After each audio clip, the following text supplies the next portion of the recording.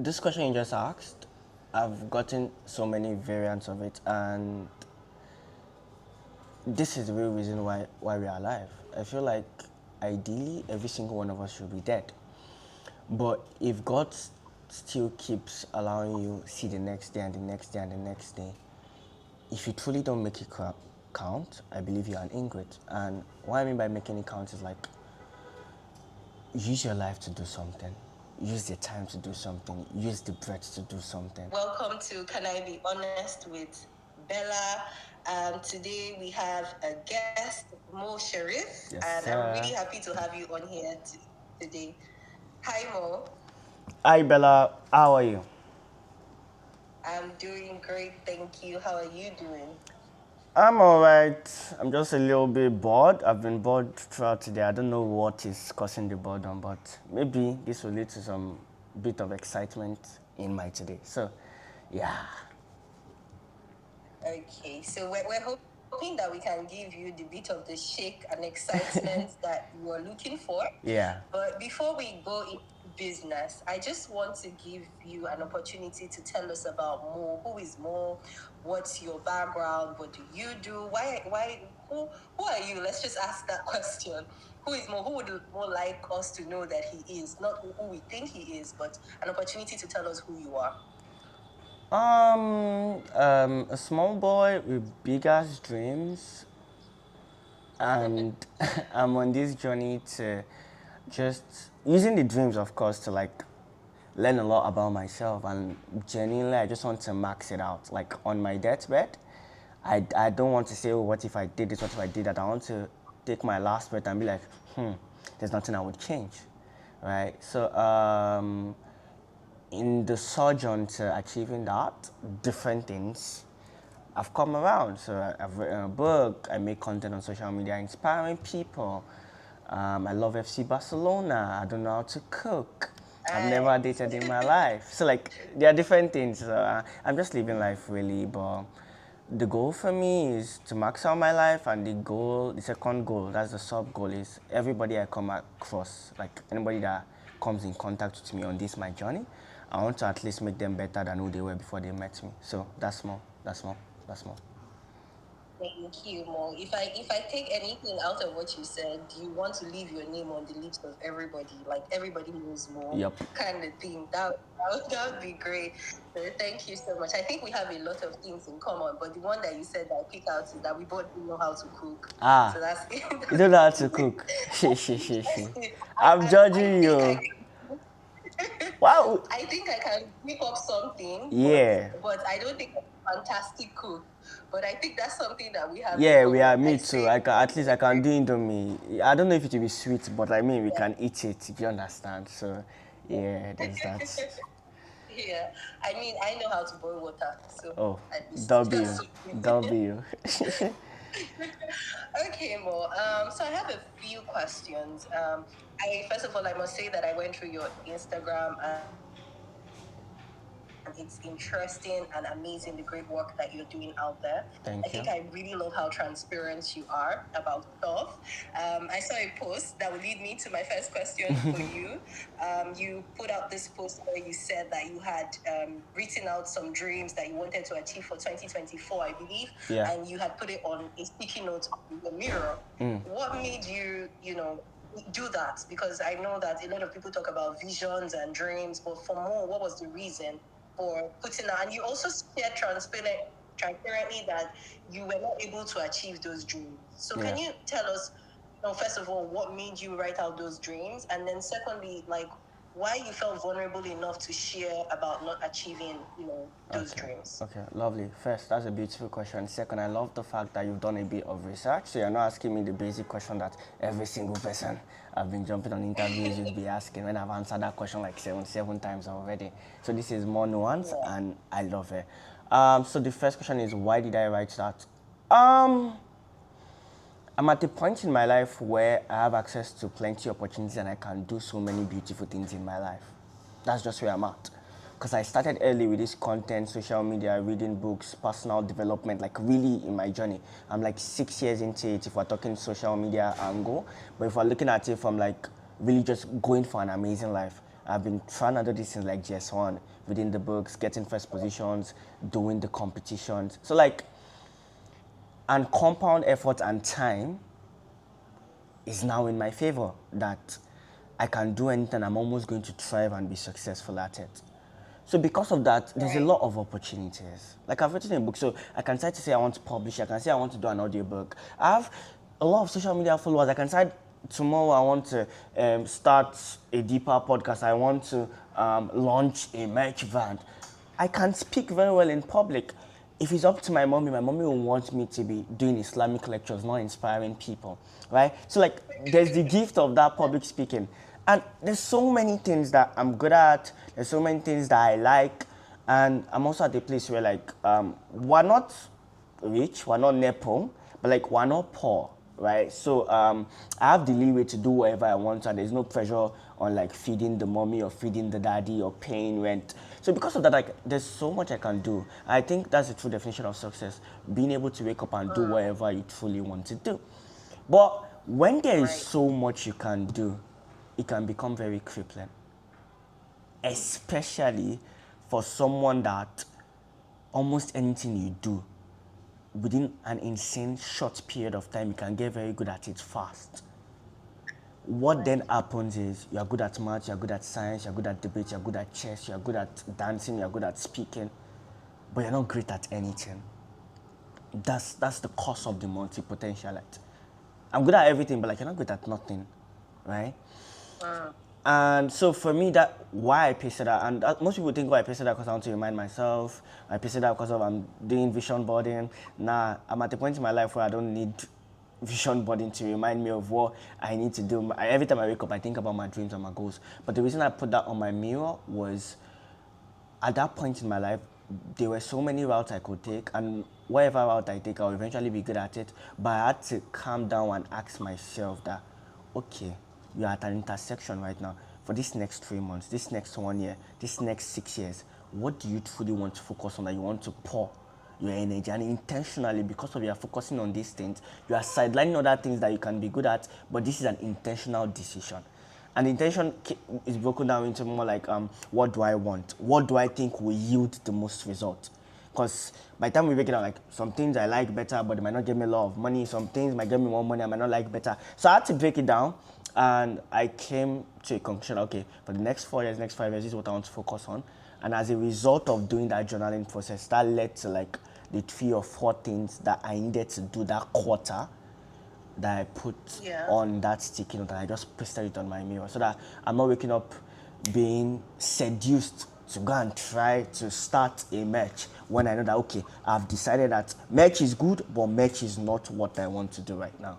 So that's what led to that. That's what led to that. And I still do it every time in my life right now, because as I keep on going, the opportunities keep on getting better. So I need to actually focus more, right? So every single time in my life, I always know like the 3 goals I'm focusing on. And then every other thing falls from that, even though I can be attempting 30 things. So that's that. Then the second question you asked was, what made me vulnerable enough to share that I didn't eat those Want goals? to share it? Yes. Yes, that's Yeah. it. One, because I didn't eat it. Two, whether I eat it or Yeah. not, like, it's nobody's freaking business. It's my goal. It's my goal. Three, I don't tie my worth to the achievement of the goals. I used to, but there comes a point in your life where you've achieved so many things, and after you get the girl, after you get the money, after you get the business, after you get the followers you wanted to get at a particular time, after you write the book, after you sign the book, after you meet it on Jazzy, after you start the foundry, after you get on podcast, after people pay you to speak, after you do all these things, after you speak on TED stage, there comes a point where an awakening, a rude realization just pop up in your mind that no matter the next bar you set, after you achieve it, you are still going to set another bar. So it is not the achieving anymore, it is the attempting. Because of you know that a Right. better version of you is going to come out from just going for that thing.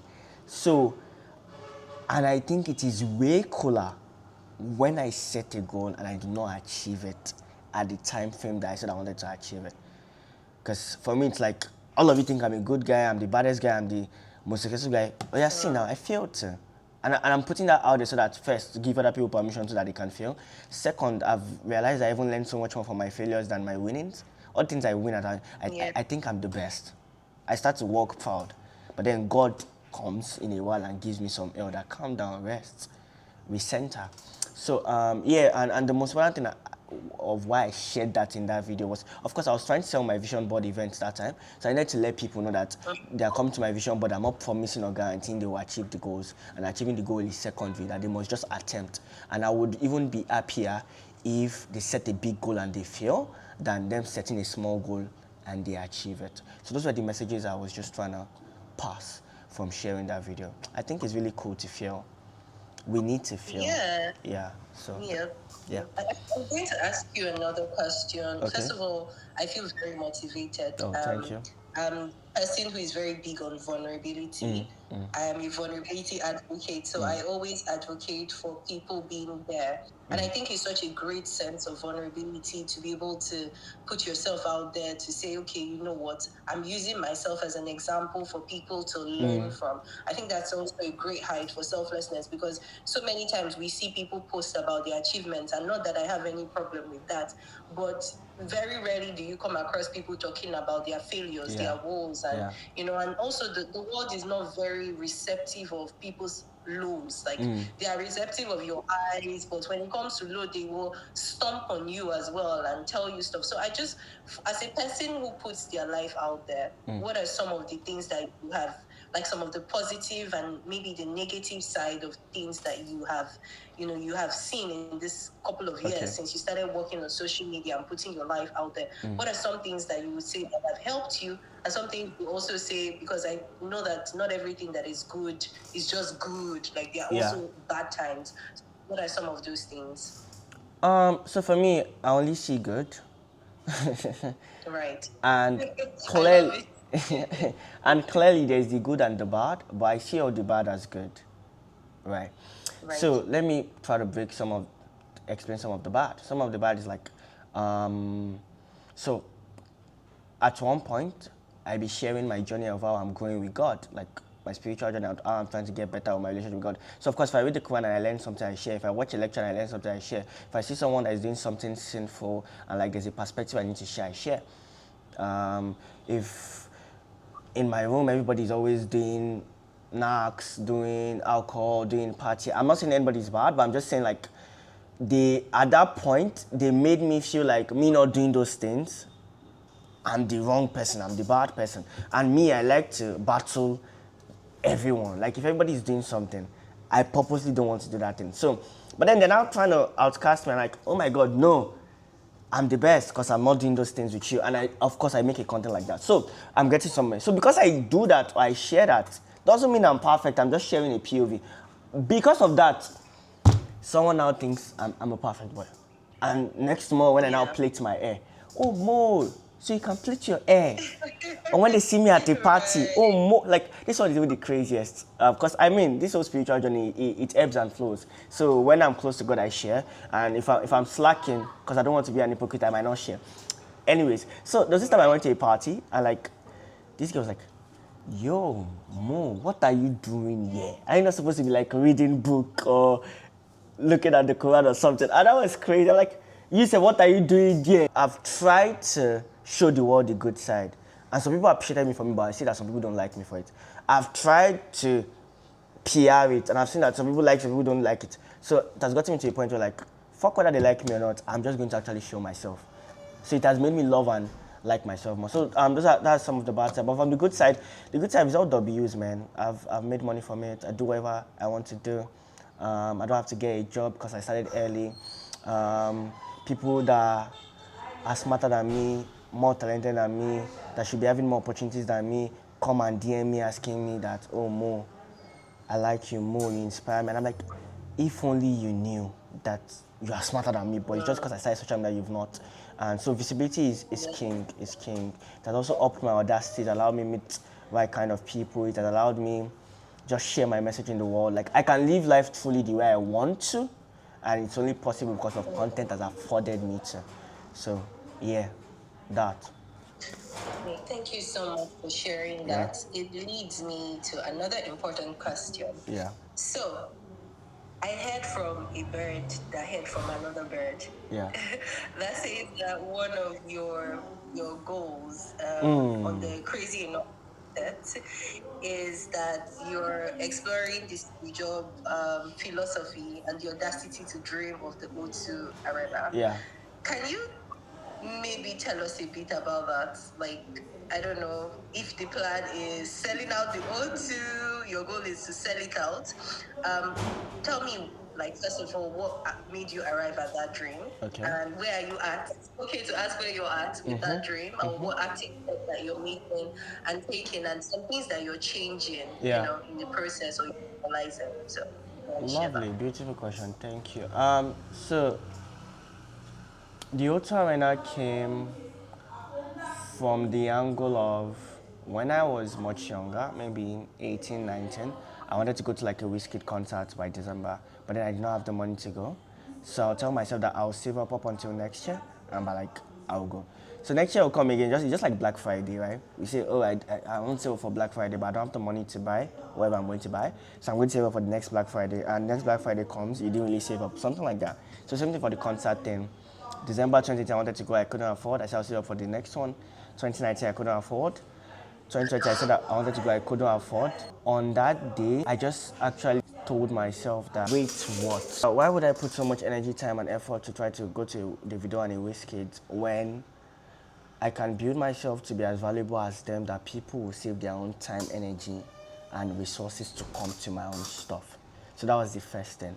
And I think everybody should start thinking like that. The moment you aspire for something so much, with so much energy, so much vigor, by the time you reverse engineer it, like, you can be that person too. If you're putting so much energy, I want to read a book, I want to read a book, why can't you write a book? So I think the lowest effort we do as human beings is we always consume. All of us eat here, but we don't know how to cook. Not everybody must know how to cook, but everybody eats. Not everybody can create content, but everybody consumes. Not everybody needs to produce movies, but everybody watch movies, right? So, and if you really want to live an amazing life, you have to leave the spectrum of the lower level and go to the higher level. If you can, as soon as possible, that gives you more leverage. So that clicked into my head. I'm like, okay, one day I'm going to do something like that. So around that time, Wizkid was trying to sell out the O2, and I think he did it. Then Davido too was trying to sell it out, and there was so much rave about, will he do it, will he not do it, will the seats be empty, all of those things. He did it. So I just told myself that, okay, since the supposed big guys of the popular industry, music that everybody is so in love with, are doing it, motivation is not cool right now, inspiration is not cool right now. One day I would most likely make it cool if I just stick to this part. And then there is no reason I shouldn't be going for the O2 Arena. So it's not like I'm in love with London or it must be the O2 Arena. Of course, I'm going to sell it out. And if I don't sell it out, no problem. Like, it's just going for it. But I think I would. There's no reason I shouldn't. It's not that hard. There's that. Since this is what the OGs are looking up to, there's no reason I shouldn't want that. So I just clearly, arbitrarily that day, like, one day out the Arena doing an inspirational event that will headline it, and everybody's going to come there, not to hear music, not to do comedy like Kevin Hart, but to actually hear me speak. Hear me speak. So that's how the Arena dream came about. There's that. That's an interesting perspective because trust me, there are a lot of people, myself included, who just consume stuff without thinking of like what we can do, you know, in that perspective. And I really appreciate the fact that you're thinking how, and like you said, motivational speaking and stuff might not be big right now. Doesn't mean that, you know, someone cannot dream big and think of a way to that thing big, like to sell out. Yes. Congratulations! I definitely be at the O2 if you are there. Of course. I'll definitely be buying tickets to hear you speak. W. But I just have one last question, and my question is basically not to go back, but like for young people who are interested in becoming creatives or becoming. Before you ask that question, the previous question you asked, there are other layers there that you mentioned I've not answered. You said, you said, what am I doing currently to get to the exactly, O2? to achieve those things, yes. So let me just quickly talk about that. So, like I said, the O2 Arena is just a reflection, just to give people an idea that I'm not playing. I'm not just making content. Yeah. I'm not just doing the motivational rant. Like, I'm going somewhere with this, and I think that's something most people should know. So people are just creating content, but they've not really asked themselves, like, what are they actually trying to do with this? Because it's a vessel, but it can be used to go anywhere. You can either use it to go down your compound, you can either use it to sell out stadiums, you can either use it to shift lives like that. So um, it's just a reflection. Doesn't mean that's like my goal. Like, I want to do bigger than that. I'd love to sell out. People ask me like, okay, if I sell out the Torino, what would I do next? I'm like, there will always be Camp Nou. Camp Nou is the Barcelona stadium. I think it's over 85,000 capacity. Ultra Arena is just 20,000. And if I want to sell out Barcelona stadium, that means to be in Spain. That means most people that will come and listen to me speak will not even understand English. But then that's how big I would have become, that my stuff will be translated in that language, right? Because I mean, people write books and so do you get? So there's that. But how am I working towards it already? So before it was just a goal, and I'm just doing my thing. But I mean, I just left school recently, so now I'm being more intentional about it.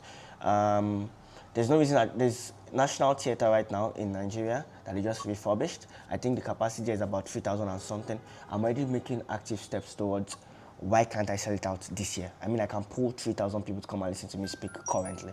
So so recently I did ask how much does it cost to rent out the space, like they did things like that.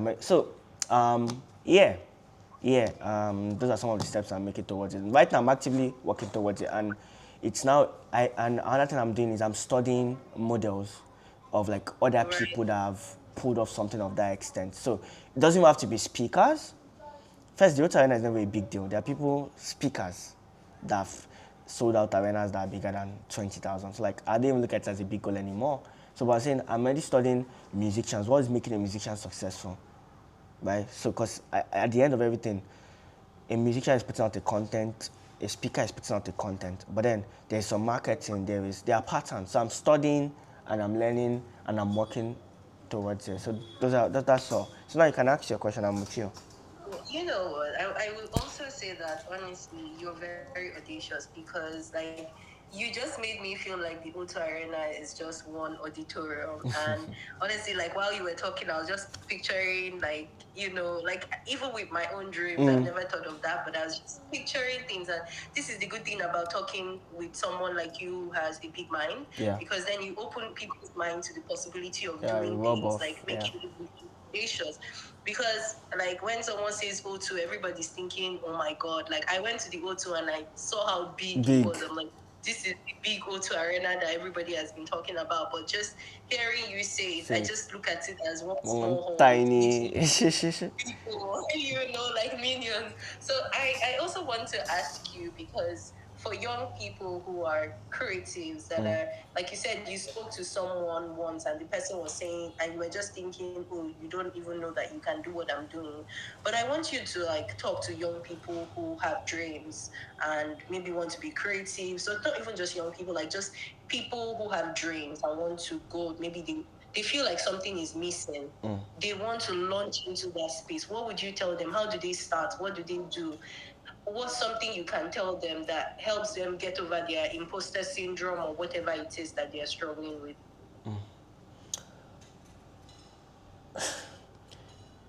This question you just asked, I've gotten so many variants of it, and this is the real reason why we are alive. I feel like ideally every single one of us should be dead.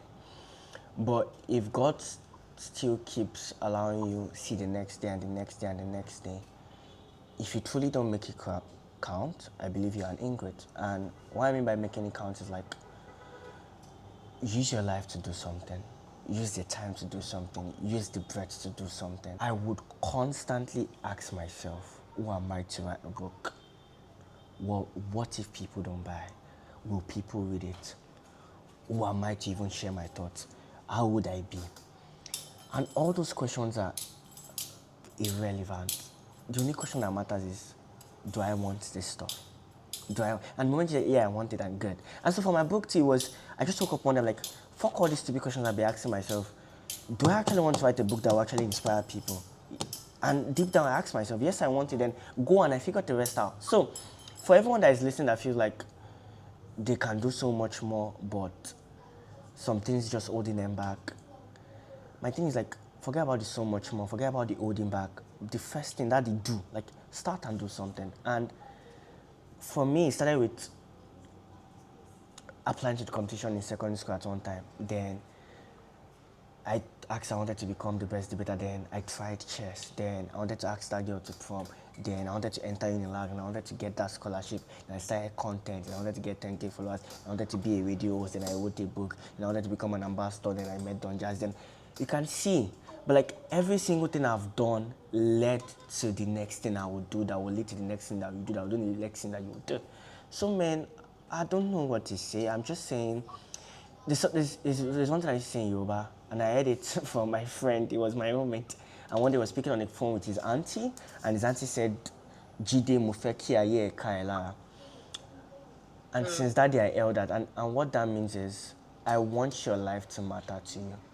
And English does not even start to do the justice of interpreting what Mufeki Aye Kaila. When they say Kaila, Kaila means something touch your body. Like, your body is not all right because of that thing. So if I say Mufeki Aye Kaila, it means I want your life to matter to you.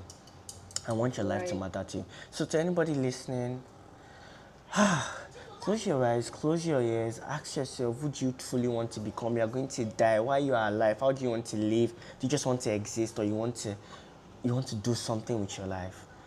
You want to do something with your life. Like, it's not hard. You just make a decision that I want to do it. It is hard to ride Okada. It is hard to ride a Rolls Royce. What hard do you want to go for?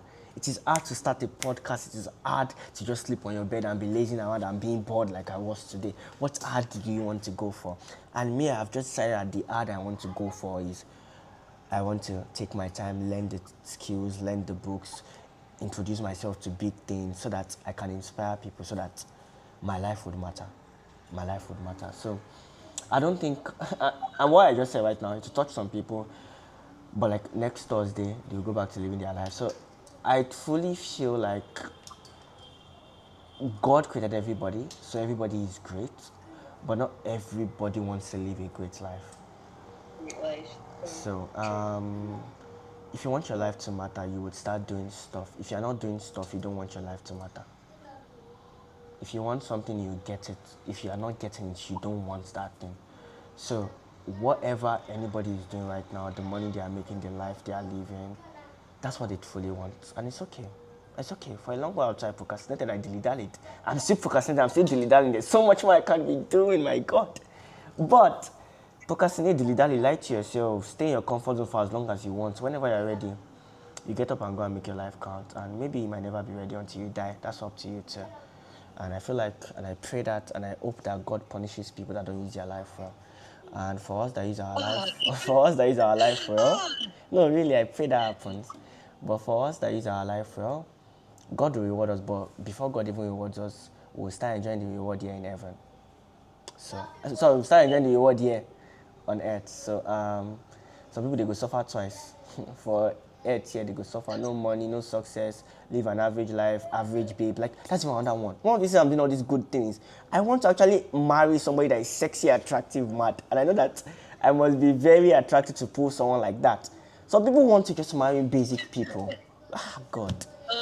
So yeah, that's it. I hope they and like everything I said, I tried to make it cute as possible, but like I just poured from my heart. But the thing is, my intention is that one thing I said would touch somebody and they would move. And as long as they move, they'll figure the rest out along the way. But most people want to figure it out before they move. Maybe they did there now. Maybe they did there. So yeah, that's it. Thank you so much for sharing that. That was blunt. That was like Yeah. straight to the point. And I appreciate that. You're welcome. We're at the end of this session. It was so amazing. Like I've been sitting here just listening. Me, I feel, what am I even doing in my life? I need to do more. Right? We all need to do more. We all need to do more. I appreciate your honesty. Can I ask if we succeeded in snapping you out of boredom? Did we succeed? Yes. Because now. Okay, so that's what we do here. Can I be honest, Bella? Thank you so much more for your time. Thank you for everything that you've done today, for giving us this beautiful Saturday evening to speak with us, for inspiring us.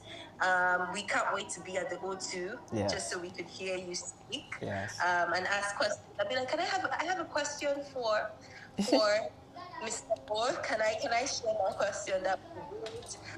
We look forward to having you once more again on the Yeah. podcast some other time in the Yeah. future. But thank you very much. You're Thank you. welcome. You're welcome. Can you also ask that you send us a copy of your picture for our promotion team to put together something Okay, no wahala. to design and stuff? No Yes, wahala. But like, thank you. your assistant, I think the person that reached out to me, she just disturbed me. Yes, If it yes, disturbs me, you'll get yes. it. He will